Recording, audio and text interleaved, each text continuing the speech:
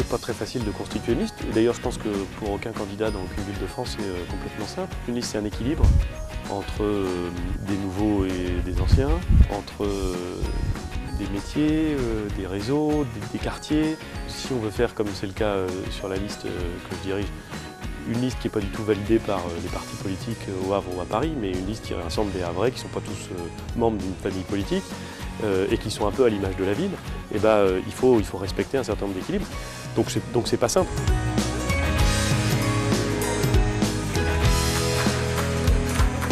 J'ai quand même l'impression que dans la liste qu'on va proposer au suffrage des Havrais, il y a de bons équilibres. Moi, j'ai le sentiment d'avoir une bonne liste.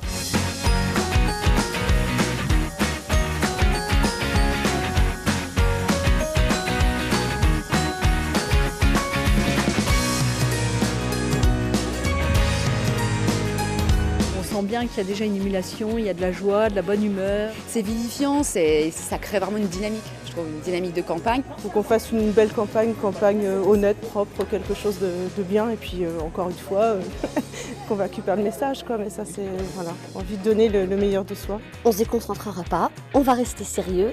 Bon, on va rigoler quand même un petit peu.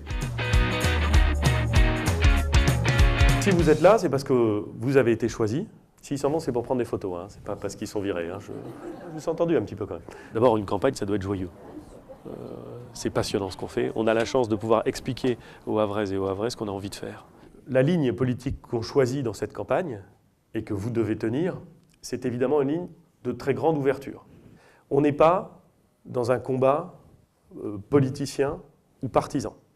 Ensuite, grande concentration, parce que ce qu'on fait est important. Il s'agit de le prendre au sérieux. Donc beaucoup de concentration, beaucoup de sérieux, beaucoup de rigueur dans la façon dont on va faire campagne. Je voulais leur donner l'idée qu'on s'inscrivait dans une continuité, on était serein, et puis on allait avoir un projet avec beaucoup d'audace.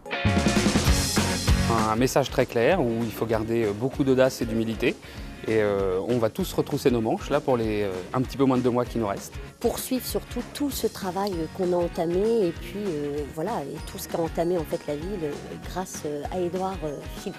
Édouard voulait une équipe jeune, il a réussi, il y a beaucoup de jeunes et je reviens là-dessus, mais c'est vrai, très dynamique, beaucoup de gens très dynamiques et oui, beaucoup de choses apprises aujourd'hui. Ça permet vraiment de prendre contact avec des gens, de discuter. J'ai trouvé que l'exercice, là où chacun était amené à présenter un des colistiers, c'était vraiment très intéressant, c'était drôle et je trouve que ça crée une vraie dynamique.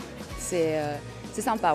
Je pense qu'on est tous là dans les starts en se disant ça y est, c'est parti, ça se concrétise et c'est parti. Et c'est enthousiasmant. Bonjour à tous. Bienvenue au Grand Stade. Aujourd'hui, le 5 février, le moment est venu de vous présenter la liste des 59 personnes qui essaieront de porter le projet qui est le nôtre, qui essaieront de continuer ce qui a été engagé en 1995 par Antoine Ruffnac, qui essaieront d'enrichir encore l'action municipale qui a été portée par les équipes successives, dirigées par Antoine puis par moi. C'est sur cette équipe que je vais vous présenter que va reposer cette responsabilité. Et c'est une lourde responsabilité.